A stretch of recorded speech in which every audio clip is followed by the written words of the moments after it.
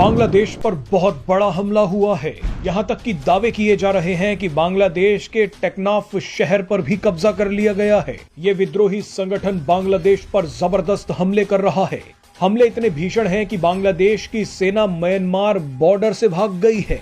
अरकान army Rohingya मुसलमानों और बांग्लादेशी मुसलमानों पर ड्रोन से हमले कर रही है। कई लोगों का तो यहां तक कहना है कि अरकान आर्मी भारत को खुश करने के लिए बांग्लादेश के टुकड़े करना चाहती है। कि इंडिया से मुकाबला करने का सोचता हुआ बांग्लादेश म्यांमार के साथ मुकाबला करने में नाकाम हो गया। म्यांमार के जो रेबल्स हैं, वहां की ऑर्गेनाइजेशन या वहां से अटैक किया गया बांग्लादेश बॉर्डर के ऊपर और काफी हिस्से को कवर कर लिया गया है। अगर आप इसको पढ़ें तो आपको ये समझ लगेगा कि over the period of time जो इंडियंस हैं दे आर यूजिंग और exercising an influence in the region. आप भी ये टाइटल देख के सोच रहे होंगे द बांग्लादेश सैंडविच। ये सैंडविच कैसे बन गया बांग्लादेश का? एक देश का सैंडविच कैसे बन सकता है? ये जो एरोज है ना दोस्तों, ये वो एरोज हैं जो इस वक्त जब हम ये रिकॉर्ड कर रहे हैं 16 दिसंबर के दिन, विजय दिवस के दिन, ये बांग्लादेश के ऊपर भयानक रूप से प्रेशर डाल रहे हैं। क्या म्यांमार अगर 271 किलोमीटर बॉर्डर का जो एरिया है बांग्लादेश का कब्जा कर सकता है, तो भारत तो फिर बहुत बड़ा मुल्क है, बहुत बड़ी आर्मी है, क्यों जो है अटैक नहीं कर रहा? या फिर हो सकता है कि ये साजिश हो इंटरनेशनली कि भारत को रशिया की तरह, इसराइल की तरह एक वॉर के अंदर फंसाया जाए और उसका जो इकोनॉमिक मॉडल है उसको टोटली डिस्ट्रॉय कर दिया जाए। वो भी बंदा जिहाद के नाम पे कुछ करेगा, वो आपका हीरो है। जी बिल्कुल, इस्लाम के लिए, इस्लाम के सरबलंदी के लिए कोशिश करेगा। तो ये तालिबान जो पाकिस्तान पे जिहाद के नाम पे अटैक कर रहे हैं, टीटीपी है, वो इंडिया की प्रॉक्सी है, इंडिया से। अच्छा, यानी जो पाकिस्तान के खिलाफ करेगा वो इंडिया की प्रॉक्सी। हिंद दोस्तों, पाकिस्तानी रिएक्शन वीडियो में स्वागत है। दोस्तों, म्यांमार की अरकान आर्मी बांग्लादेशियों को चुन चुनकर और बांग्लादेशी रोहिंग्या मुसलमानों को चुन चुनकर कुत्ते की तरह अपने देश से बाहर निकाल रही है, क्योंकि म्यांमार को समझ में आ गया अगर एक बढ़िया और शानदार देश बनाना है तो इन बांग्लादेशियों को बाहर निकाल कर फेंकना होगा, क्योंकि ये जहाँ भी जाते हैं गंदगी ही करते हैं। यही बात भारत को समझ जल्दी से जल्द आ जाए। और पाकिस्तान और बांग्लादेश के लोग चर्चा कर रहे हैं कि म्यांमार को भारत ने फंडिंग दी है, पैसे दिए हैं, तो वो तो करेंगे ही दोनों के दोनों, क्योंकि अब एंटी भारत हो रहे हैं बांग्लादेश भी और पाकिस्तान तो पहले से ही था। तो भी ये आरोप लगा रहे हैं कि भारत इनको फंडिंग दे रहा है, लेकिन उनके आरोप से कुछ भी नहीं हो रहा। हम तो ये कहेंगे आर्मी वो बहुत अच्छा काम कर रही है, म्यांमार की सेना। तो चलिए देखते हैं पाकिस्तानी रिएक्शन वीडियो, और वीडियो अच्छी लगे तो लाइक कर दे, शेयर कर दे और हमारे चैनल को सब्सक्राइब कर दे। बीच में गलती हो गई तो इसके समायोजन हैं बांग्लादेश का सैंडविच। आप ये एरोज देख रहे हैं, ये एरोज क्या है? ये देखिए, ये arrow it's coming from India. This is coming from India, but this arrow is the arrow that is hurting Bangladesh the most. सबसे ज्यादा चीखें निकल रही हैं इस वक्त बांग्लादेश की इस एरो, ये जो फोर्थ एरो है दोस्तों, इससे निकल रही हैं। और ये एरो आ रहा है अराकान रीजन से। आज की तारीख में इसको रखाइन बोलते हैं। ये अराकान स्टेट हुआ करता था, आज की तारीख में ये रखाइन स्टेट है। रखाइन स्टेट से अराकान की फोर्सेस बांग्लादेश के बिल्कुल बॉर्डर पे ये लोग लग चुकी हैं, और वहां पे खास तौर से उस पूरे एरिया में, कॉक्सेस बाजार के आसपास का जो एरिया है, उस पूरे खित्ते में एक डर का माहौल है। वो लोग कह रहे हैं कौन है ये अराकान फोर्स? ये कौन सी है फौज ये जो बिल्कुल सामने आ गई है, जो अपने आप को अराकान आर्मी बोल रही है? और दोस्तों, आज ही हम आपको समझाएंगे कि बांग्लादेश का सैंडविच कैसे बन रहा है। एक अलायंस है, एक गठजोड़ है, जिसका नाम है थ्री ब्रदरहुड अलायंस। दोस्तों, थ्री ब्रदरहुड अलायंस, ये 3 लोकल फौजें बनी हैं, उनका एक अलायंस है, उनका एक गठजोड़ है। उसमें से नंबर 1 है the Arakan army, number 2 the Myanmar national democratic alliance army, और number 3 the Ta'ang national liberation army. Number 1 Arakan army. Arakan army का एरिया ऑफ ऑपरेशन ये है दोस्तों, this is the erstwhile Arakan state. Erstwhile, आज की तारीख में इसको रखाइन स्टेट बोलते हैं। ये पूरा इलाका जो रेड की डॉट्स में है, ठीक है साहब, ये पूरा एरिया, ये वो इलाका है जहां पे अराकान आर्मी एक्टिव है। इन लोगों ने क्या करा है कि यहां से ऊपर थ्रस्ट मारा है, ऊपर की ओर। ये लोग चाहते क्या हैं, ये मैं अगली स्लाइड में आपको बताऊंगा।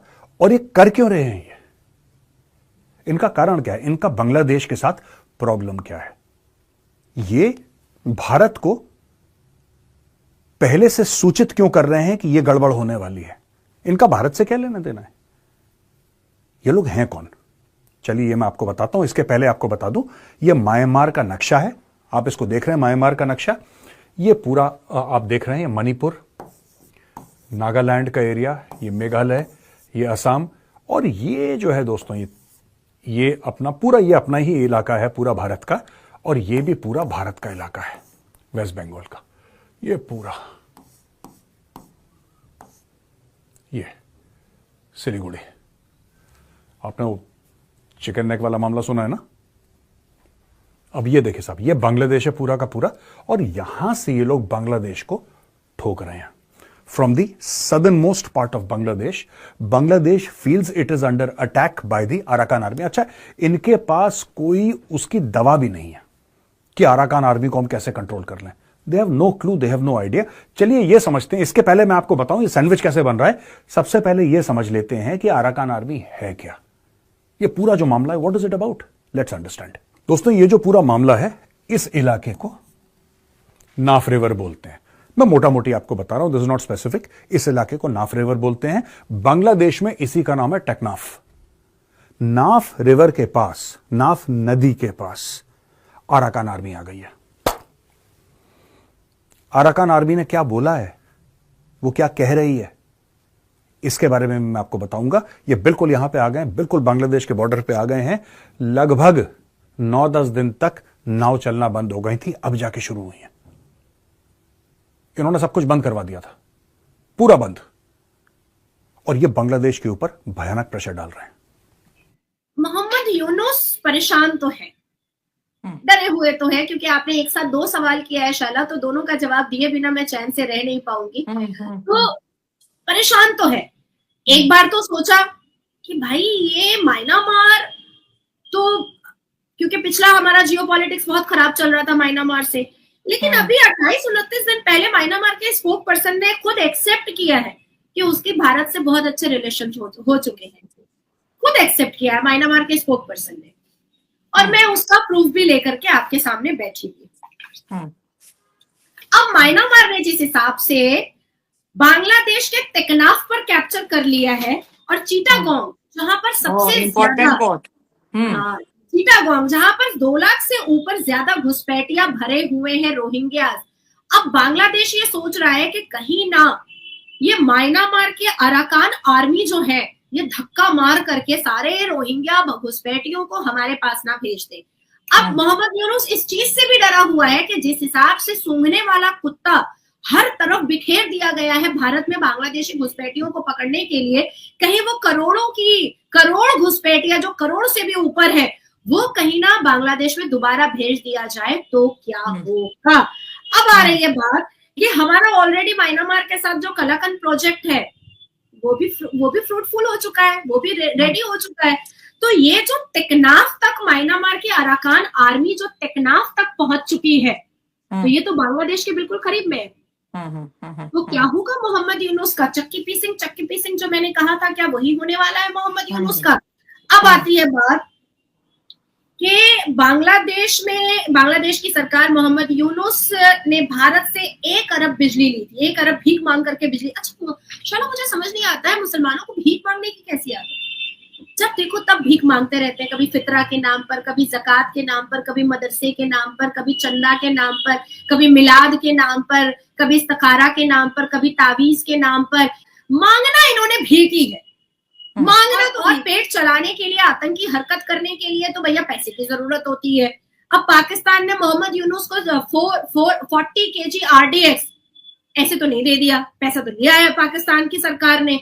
तो 1 अरब की बिजली का भीख मोहम्मद यूनुस ने भारत से मांगा, और भारत ने अब अल्टीमेटम दिया है कि भैया वो 1 अरब रुपया वापस तो कर लो, तुम तो बड़ा जज्बे वाली कौम हो, मार देंगे, काट देंगे, लूट लेंगे, ये कर देंगे, वो कर देंगे। जोश आपके साथ है, जज्बा आपके साथ है, तो कटोरा लेकर के भीख क्यों मांगते हैं मुसलमान?